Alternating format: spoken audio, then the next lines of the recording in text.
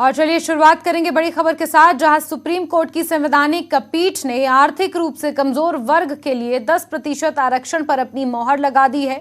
संवैधानिक पीठ ने 3-2 के अंतर से ईडब्ल्यूएस आरक्षण के पक्ष में अपना फैसला सुनाया है। जस्टिस दिनेश माहेश्वरी, जस्टिस बेला एम त्रिवेदी और जस्टिस जेबी पारदीवाला ने बहुमत का फैसला सुनाया है, जबकि सीजेआई यूयू ललित और जस्टिस एस रविंद्र भट्ट ने असहमति जताते हुए इसे असंवैधानिक करार दिया है।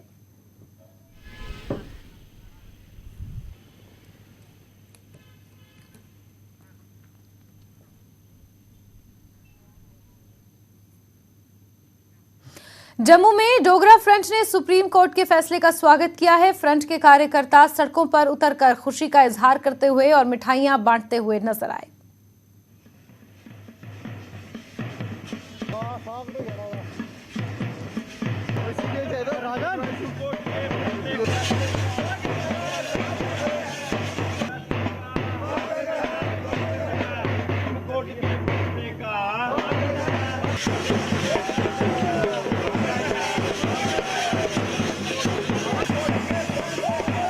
सुप्रीम कोर्ट की ओर से जो इकोनॉमिकली वीकर सेक्शन को राहत दी गई है, जो उनका फैसला आया है, उसके बाद जम्मू में जश्न है। डोगरा फ्रंट की तरफ से ये जश्न किया गया है। उनका कहना है कि जो इकोनॉमिकली वीक लोग हैं उनके बारे में सोचा गया है।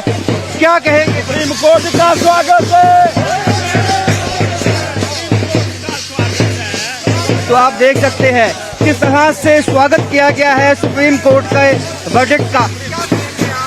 से ये फैसला आया है, आपको लगता है कि जो इकोनॉमिकली वीकर सेक्शन के लोग हैं उनके साथ जस्टिस हुआ है? पहली बार कोई इसके विषय के अंदर विचार करने का प्रयास कर रहा है। गुजरात के अंदर लागू था, लेकिन कुछ पॉलिटिकल पार्टियों ने इसको राजनीति के ढंग से इशू बनाने का प्रयास करा।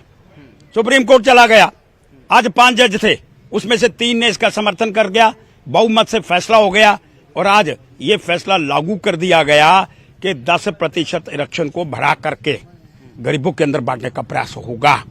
और वो प्रयास कोई तो आया जो गरीबों के विषय के अंदर विचार कर रहा है।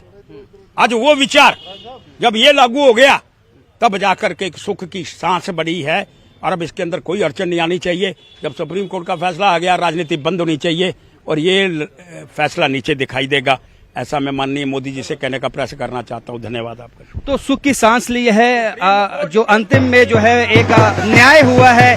अब इसमें किसी भी तरह की अड़चन नहीं आनी चाहिए, ये कहना है डोगरा फ्रंट का। और आज ढोल नगाड़ों के साथ जश्न मनाया गया है, सुप्रीम कोर्ट के वर्डिक्ट का स्वागत किया गया है।